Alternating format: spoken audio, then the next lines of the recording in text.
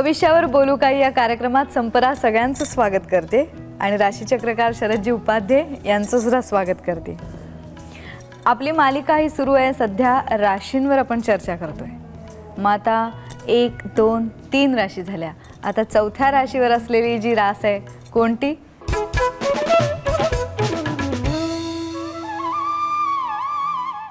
कर्क या राशीबद्दल आज आपण जाणून घेणार आहोत। कर्क ही रास कोणत्या नक्षत्राच्या प्रभावाखाली उत्तमरित्या उजळून येते किंवा कर्क राशीचा मानवाच्या शरीराच्या कुठल्या अवयवावर प्रभाव असतो किंवा कोणत्या व्यवसायात अशी व्यक्ती आपलं नाव कमवू शकते, ही आवडती रास आहे पुन्हा शरदजींची कर्काचं कारण तुम्हाला चर्चेत कळेल। पहिली गोष्ट मी भीती काढून टाकतो आधी। कर्क राशी आणि कर्क रोग याचा गोंधळ फार करतात लोक। खूप लोकांना काय वाटतं कर्क राशी म्हणजे कर्करोगाची शक्यता, आणि ही इतक्या मोठ्या प्रमाणावर भीती आहे की मला कर्क राशीच्या अनेक बायकांनी विचारलं, आम्हाला ब्रेस्ट कॅन्सर होण्याची शक्यता आहे का? तर मी म्हटलं तुम्ही एकदम असं काय ब्रेस्ट कॅन्सरवर येत आहे, तुम्हाला कोणी सांगितलं आहे? तर नाही असं म्हणतात खूप लोक, म्हणजे कोणीतरी पिल्लू सोडत असतं। पण मुळात कर्करोग आणि कर्क राशी याचं मी तुला कारण काय ते सांगतो। कर्क राशीचं बोधचिन्ह आहे खेकडा आणि कॅन्सरचं पण बोधचिन्ह आहे खेकडा। तो जो दाखवला आहे तो असा दाखवला की त्याची पकड घट्ट असते। खाणाऱ्या लोकांना माहिती आहे की त्याला पकडून मारताना सुद्धा त्याची ढेंगी काढून मग शेवटी त्याला काढायला लागतं। खडकापासून दूर करणं कठीण। मुंगळ्याला जसं गोळ्याच्या ढेपेपासून दूर करता येत नाही, तसं कर्क राशीच्या लोकांच्या श्रद्धानिष्ठा भक्कम असतात, ठिसूळ नसतात। तुम्ही त्यांच्या मतात परिवर्तन करू शकत नाही पटकन। या अर्थाने कर्क असं पहिली राशी आहे, पण त्या राशीचे गुणधर्म लक्षात घेऊन कदाचित रोगाला हे नाव दिलं असेल। कारण इंग्लिशमध्ये सुद्धा कॅन्सर म्हणतात, तो क्रॅबवरनं शब्द आला आहे। त्या क्रॅबचा अर्थ पकड असा आहे। कर्क राशीचे श्रद्धावान निष्ठावान लोक सहजासहजी मतपरिवर्तन करत नाहीत, ते आर्ग्युमेंट पण करत नाहीत, पण आपला हेका पण सोडत नाहीत। इतकं तुम्ही छान सांगताय आणि तुमची आवडती रास आहे कारण 2 कारणासाठी तुला मी अनेक वेळा सांगितलं की मी लग्न करताना मी तर तरुणच होतो, पण मी तो विचार कधी केला नाही माझी बायको खूप दिसायला छान हवी, रोमॅन्टिक हवी अमुक, कारण हे सगळं बदलणार आहे। यौवन सौंदर्य जे काय आहे तुमचं हे बदलणार आहे। राहणार आहे का आपल्याबरोबर? सहवास राहणार आहे। दुसरी गोष्ट, धनुराशीच्या ह्या अलेक झांडरासारख्या विविधरंगी स्वभावाला समजून उमजून घेणारी ही एकमेव राशी आहे। खरं यांचं प्रीतिषडाष्टक आहे, पण प्रीतिषडाष्टक असून समजूतदारपण आहे, आणि तोच धनुच्या माणसाला महत्त्वाचा असतो। मी अभिमानाने सांगेन की जे काही या काळात माझ्यातून थोडं बहुत धार्मिक कार्य घडलं किंवा हे ॲस्ट्रॉलॉजीचं वगैरे कार्य घडलं, त्याला आपला पार्टनर जबाबदार आहे। तो मागे उभा होता म्हणून हे झालं, हे मला नेहमी जाणवतं। व कर्क राशीच्या बायकांचं घरादारावर प्रेम, स्वयंपाकघरावर विशेष प्रेम। त्यामुळे असं नाही आहे की त्या स्त्रीसुलभ स्वभाव असतो, पण पहिलं घर आपलं। म्हणजे तुला एक उदाहरण देतो म्हणजे कळेल की ज्याला मी ठरवलं कर्क राशीच्याच मुलीशी लग्न करायचं, ती जेव्हा इथे आली, एक लग्न होऊन 1-2 वर्षच झाली होती आणि तिचे वडील खूप सिरियस झाले। त्याचवेळी माझे वडील पण सिरियस होते, तर तिने कळवलं मी येऊ शकणार नाही, माझे सासरे सिरियस आहेत, आत्ता माझा धर्म त्यांना अटेंड करणं आहे। आणि तिच्या वडिलांनी तिच्या पाठीवर शाबासकीची थाप दिली, तू बरोबर वागलेली आहेस, सासूरवासनेने वागव तसं मी माझ्याकडून सांगितलं होतं, तुझा वडिलांचं नातं आहे, पण त्याच्यापेक्षा माझं आता धर्माचं नातं तुमच्याशी आहे। ही विचारसरणी फक्त कर्केकडे असते। कर्क राशीच्या मी काही मुली पाहिल्यात, दिसायला सुंदर असतात, पण एक छान असं मातृत्व त्यांच्या चेहऱ्यावर असतं, डोळ्यातनं एक वात्सल्य दिसतं। त्याचा त्या राशीच्या प्रभावाशी काही संबंध? मालक चंद्र आहे, चंद्र मातेचा कारक आहे, चंद्र वास्तूचा कारक आहे। घरादारावर प्रेम करणारी, मुलाबाळांकडे वात्सल्याने वाहून संगोपन करणारी प्रेमळ राशी, त्यामुळे त्यांच्या चेहऱ्यामध्ये वात्सल्य भाग असतोच, प्रश्नच नाही। पण नुसतं डोळ्यात असून उपयोग नाही, तो कृतीत पण आला पाहिजे, तेही उत्तम प्रकारे ते पालन केलं जातं। कर्क राशीच्या व्यक्तीला शरीराची कोणती काळजी घ्यायला पाहिजे? मी विशेषतः स्त्रियांचं सांगतो। मातृत्वाची राशी आहे, म्हणजे लहान बाळाला अंगावर पाजणारी आई समोर तू आण, म्हणजे कर्क राशीचं कारकत्व कळतं। म्हणून बऱ्याचशा कर्केच्या बायकांना ब्रेस्टची काळजी घ्यायला सांगतात. आम्ही पुरुष असून आम्हाला हे शब्द ऐकून माहिती आहे, दुधाच्या गाठी वगैरे असं पण ऐकतो, जे ॲस्ट्रोला ते शब्द वारंवार येतात. तर कधी कधी हा असा प्रॉब्लेम होतो. मग उगीच बायकांना भीती वाटते, आपल्याला ब्रेस्टमध्ये ग्लँड आहे का, अमुक आहे. काळजी घ्यावी, करू नये. तर कर्केच्या बायकांनी सतत ज्या ब्रेस्टच्या काही टेस्ट असतील त्या कराव्यात. पुरुषांनी आणि बायकांनी सुद्धा जठर नावाचा जो अवयव आहे, अन्ननलिकेतनं अन्न जिथे जाऊन पोचतं ॲसिडिक रिॲक्शनसाठी, ती पिशवी जठराची ती कर्केच्या अंमलाखाली येते. म्हणून कर्क राशीच्या लोकांना मनस्तापामुळे पेप्टिक अल्सर होतो आणि कन्यावाल्यांना गॅस्ट्रिक अल्सर होतो, कारण ती आतड्यावर पडते. तर हा पेप्टिक अल्सर होऊ नये, काळजी घ्यावी. म्हणजे अतिशय त्रासदायक असं मनाचं ठेवण ठेवली जेवताना वगैरे, मग ते ॲसिड आपोआप निर्माण होतात, ते पुढे अल्सरवर जाऊ शकतं. आणि कर्क मनाची कारक आहे. मनैव मनुष्यानां कारण मंदमोक्ष, मन प्रसन्न ठेवणे. जेवताना विशेष करून फार शांतता बाळगणे. पण बऱ्याचशा बायकांना माहिती असतं नवरा खात्रीलायक मिळतो जेवणाच्या वेळी, जे काय 10-15 मिनटं मिळतील ना तेव्हाच सगळे विषय काढायचे, ते नको. जेवताना आनंदी मन पाहिजे, प्रसन्न पाहिजे. कर्क मुग्ध आहे, अबोल आहे. तुम्ही इंटलेक्च्युअल कंपॅनियनशिपची अपेक्षा करू नका, पण एक अबोल प्रेम जे आहे त्याची ज्याला आवड आहे आणि तो आदर करतो त्याचा, त्याने जोडीदार कर्केचा करावा. कदाचित वृषभवाल्याला मिथुनवाल्याला नाही जमणार, कारण त्यांची बोलण्याची कंपॅनियनशिप आहे. तर त्यांनी पोटाची काळजी घ्यावी, म्हणजे जठराची. मन आनंदी ठेवावं आणि छाती हा भाग, स्त्री पुरुष दोन्ही असो, त्यांना तेवढी काळजी घ्यायला लागते. कर्क राशीच्या मित्र राशी कोणकोणत्या असू शकतात? आता धनु आलंच, पण प्रीती षडाष्टक आहे तुम्ही सांगितलं, पण अगदीच छान जमू शकतं. ही आहे प्रेमळ हळवी राशी. त्याला मीन साथ देऊ शकते. म्हणजे हळवेपणाच्याच बाबतीत म्हणायचं तर मीन चांगली आहे, तूळ समजूतदार असू शकते. पण मला विचारशील तर कर्केच्या बायकांचे टिपिकल डोमेस्टिक इंटरेस्ट लक्षात घेतले तर कर्क छान जमतं. आता माझी सून जर कर्क राशीची आहे ना, सासू पण कर्क राशीची आहे, तर मी बऱ्याच वेळा 12:30-1 वाजल्यावर विचार करतो, आता ह्यांना जाऊन सांगावं की गप्पा पुरे, आता जेवायची वेळ झाली. सासवा सुना एवढं रंगून गेलेलं घर क्वचित पाहायला मिळतं. आणि सुनबाई माहेरी गेल्या आणि तिला सासूची आठवण झाली तर सून गहिवरते. आणि म्हणून मी सोनेची व्याख्या अशी केली आहे, जी माहेरी गेलं असता सोनं वाटतं ती सून, ती त्या सासूला वाटते. म्हणजे ही जोडी छान जमली. सिंहराशीची सून असेल ना तर आपण चटकन ओळखायचे माहेरी गेले का, तर शेजारी पाजारी येऊ लागतात घरी. म्हणजे आता बहुतेक सुनबाई घरी नाही, सगळे आरामात येत नाहीत. हा त्यांचा एक प्रकार वेगळा पण असू शकतो. पण कर्केमध्ये मानसिक पातळीवर ज्यांना संवाद साधता येतो त्या त्यांच्या मैत्रिणी होतात, ती कर्कच आहे. कर्केच्या बायकांचा ग्रुपच छान होईल तो. जसं तुम्ही नक्षत्र सांगता की अमुक एका नक्षत्राची या राशी असेल तर छान एक व्यक्तिमत्व मिळतं, असं या बाबतीत काय? या राशीमध्ये पुष्य नक्षत्र, जे मी वृषभेत तुला रोहिणीबद्दल सांगितलं, मिथुनेचा आर्द्रा सांगितलं, पुष्य नक्षत्रामुळे कर्क राशी भावूक झाली आहे. पण त्याच राशीत आश्लेषा पण आहे. आश्लेषा पुष्य इतकं सुभगचित्त नक्षत्र नाही आहे, पण पुनर्वसू, पुष्य आणि आश्लेषा मिळून झालेली ही राशी. तर पुष्य नक्षत्र किती श्रेष्ठ आहे, तुला गुरुपुष्यामृत ऐकलंयस? पुष्य नक्षत्रात गुरुवारी चंद्र आला की गुरुपुष्य होतो. मग सोनं बिने काय कोणी व्यापारी तत्वावर पिल्लू पण सोडला असेल, कारण गुरुपुष्यामृतावर सोनं घेऊन बाहेर आल्यावर सोनं मारलं असे पण केसेस आहेत. ते लाभतं बिबतं हा काय सगळं चोराला लाभतं, भावाने खावं नाही ते. पण पुष्य नक्षत्र सगळ्या 27 नक्षत्रात श्रेष्ठ नक्षत्र म्हटलं आहे, ते कर्केत आहे. त्यामुळे नक्षत्रावाईज पाहायला गेलं तर आश्लेषा, पुष्य ही 2 पूर्ण नक्षत्र आहेत आणि पुनर्वसूचे चरण आहेत. असे 3 नक्षत्र मिळून कर्क राशी होते. पुष्य सगळ्यात श्रेष्ठ, आश्लेषाला मुळासारखी शांती करायला लागते. मग अशा या कर्कबद्दल आणखीन जाणूया. मुळात एक गैरसमज दूर झाला की कर्क याला घाबरून जाण्याचं काहीच कारण नाही, त्याच्या पकडीचं वैशिष्ट्य हे सगळ्यात महत्त्वाचं. कर्क या राशीची मित्र राशी कोणत्या तुमच्या बोलण्याच्या ओघात आलं, पण त्यांना शत्रूही कोणी असतील, कमी असतील फार तर फार, पण तरी कोण? शत्रू म्हणण्यापेक्षा लग्नाच्या वेळी कर्क राशीच्या मुलाला किंवा मुलीला कोणती राशी चालत नाही, हार्ड अँड फास्ट, अगदी क्रॉसच, ती म्हणजे कुंभ.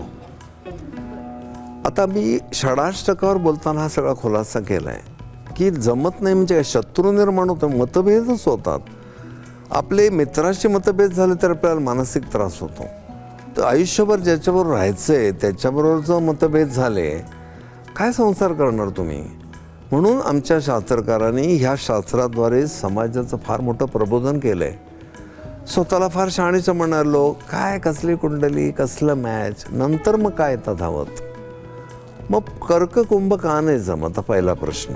ही पिढी मला फार आवडते. ही पिढी काय सांगते, बाबा वाक्यम प्रमाणम नको, आम्हाला खुलासा द्या. कर्केमधला हा सगळा हळवेपणाचा भाग, घरादारावर प्रेम करण्याचा भाग, जास्तीत जास्त सगळे इंटरेस्ट डोमेस्टिक, हे लक्षात घेतलं तर जो कुंभवाला कायम लॅबॉरेटरीत काम करतोय, सायन्स त्याचा आवडीचा विषय आहे, सतत संशोधन करायची, थिसिस लिहायचा.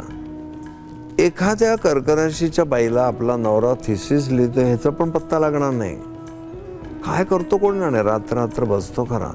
ही कर्केची बाई झोपते.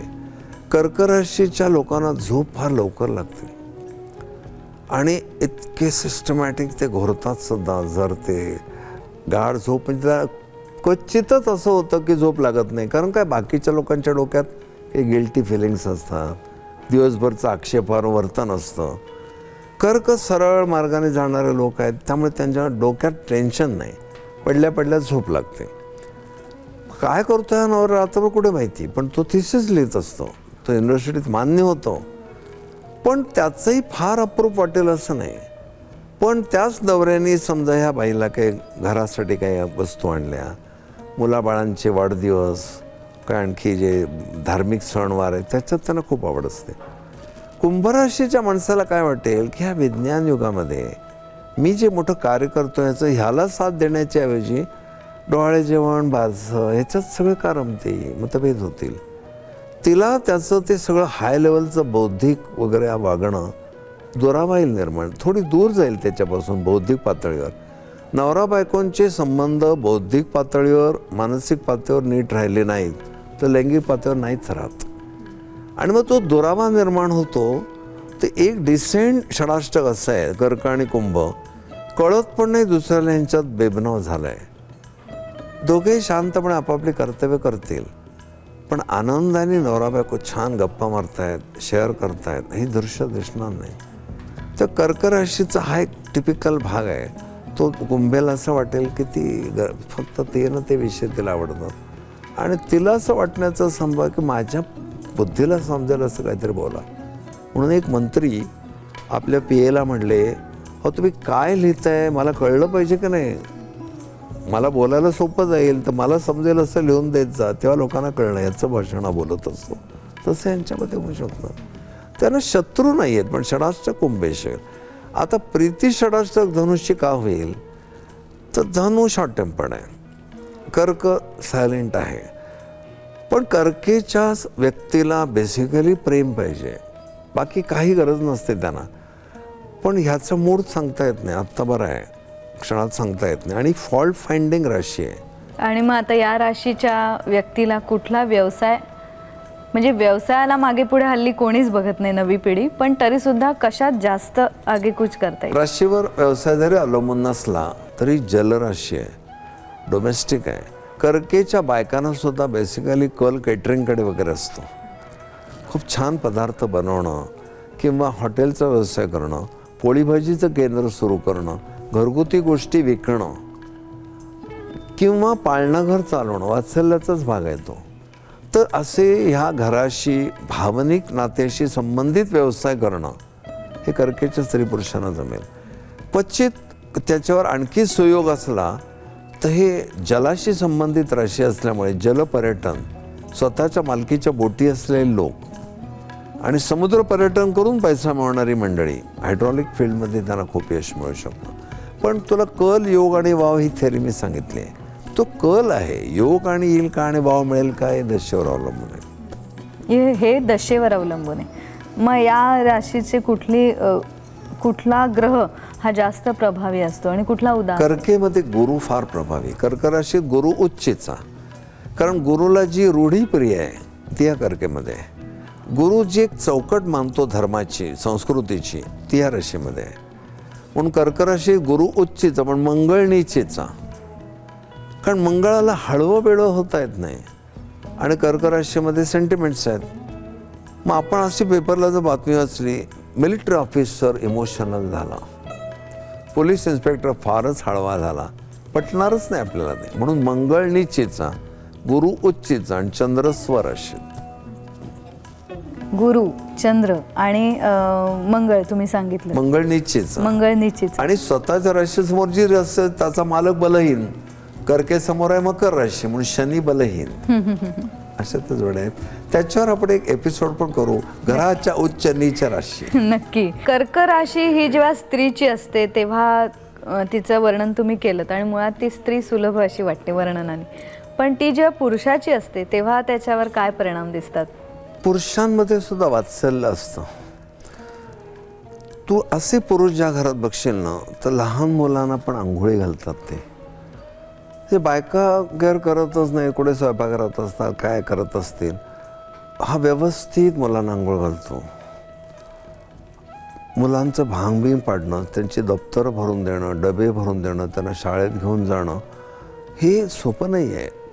पण तो आई होतो त्याची त्यावेळी. म्हणून वडील जर कर्क राशीचे असतील आणि आई मेष वगैरे असेल तर त्या मुलांना तोच आई वाटतो. नेहमी वडिलांच्या कुशीत वगैरे असे असतात, असं पण खूप वेळा दिसतं आपल्याला. काय काय नवऱ्यांना अशी एकदम सणक येते, आज मुलाला आंघोळ घालूया. अशी एका लहान मुलाला एका माणसाने आंघोळ घातली आणि तो आल्यावर म्हटला, मम्मी सारखी घातली ना? तर हो, पण मम्मी मोजे काढते आंघोळीच्या वेळी. मोजे घालून आंघोळ घातली होती. कर्केमध्ये तो वात्सल्य भावच येतो. कदाचित व्यावहारिक दृष्टीने त्या फेमिनाईन क्वालिटी चांगल्या वाटत नाहीत, पण पुरुषांमध्ये पण आईचं हृदय असतं. पुरुषांचे डोळे पण पाणावतात, पुरुष पण खूप भावनाविवश होतात, असे दिसतं त्या कर्केचा प्रादुर्भाव असतो. काय माहिती नाही, बायकांना आवडत नाही. म्हणून कदाचित डॉक्टर लोक सांगतात पुरुषांना अल्सरचं प्रमाण जास्त आहे, कारण ते व्यक्त होत नाहीत. पुरुषांनी आठवड्यातनं एकदा रडावं असं त्यांनी सांगितलं डॉक्टरने एका. बायकांचं ऑटोमॅटिक ते बाहेर पडतं, हुंदके देण्यातनं, बोलण्यातनं, कशात नाही.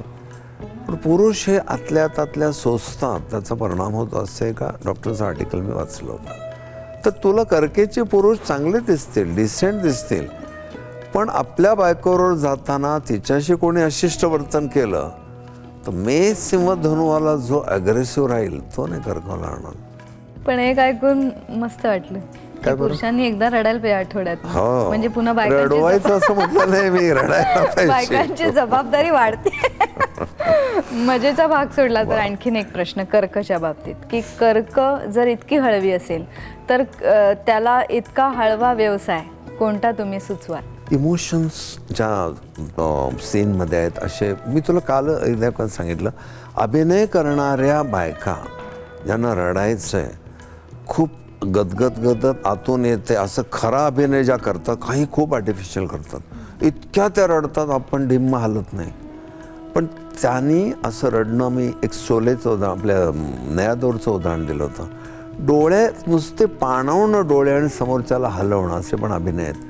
मुकाभिनय म्हणू आम्ही त्याला, किंवा ह्या इमोशन्स पोचवायचं तुमच्यापर्यंत निशब्द, हे कर्कचे लोक करतात. ॲक्टिंग आणि विशेष करून गृहोपयोगी वस्तूचं प्रदर्शन, नाना तऱ्हेच्या मेजवानी वगैरे करणाऱ्या, प्रोग्राम करणाऱ्या बायका मी बघतो, केवढं कौशल्य त्यांच्यामध्ये. पटापट कुठलं तरी पीठ मळतात, हिरवं लाल लाल काहीतरी घालतात, मस्त पदार्थ तयार.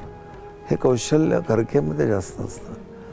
म्हणून कर्क म्हटल्यानंतर एक डोमेस्टिक आयडियल वुमन असं त्याचं वर्णन. आणि मग रत्न कुठलं जवळपास जातं या राशीच्या? राशीच्या जवळपास जात नाही, पण त्याचा मालक चंद्र असल्यामुळे मोती हे रत्न आहे. पण त्याला गरज आहे का, पुन्हा हा विषय वेगळाच आहे, तो राशीवर अवलंबूनच नाही. तुमच्या प्रिझम टेस्ट करून कलर डेफिशियन्सी तरी बघायची, किंवा कुंडलीमध्ये कुठला ग्रह दुर्बल आहे. जो ग्रह अंशाने बलवान आहे पण दृष्टीने मलिन झाला आहे त्याचं रत्न देतात. मला तुम्ही आता मगाशी म्हणालात की इमोशन्स चांगले दाखवतात कर्क मंडळी, तर आमच्या नाट्यसृष्टीमध्ये एक निर्माती अशी आहे की जी कुंडली बघते त्या कलाकाराची आणि मग तिला आपल्या कंपनीत नेमते. तेव्हा त्यांना आता मी हा निरोप देईन की कर्क राशीचे तुम्ही बघायला हरकत नाही. आज राशीची चर्चा करता करता इथेच थांबूया.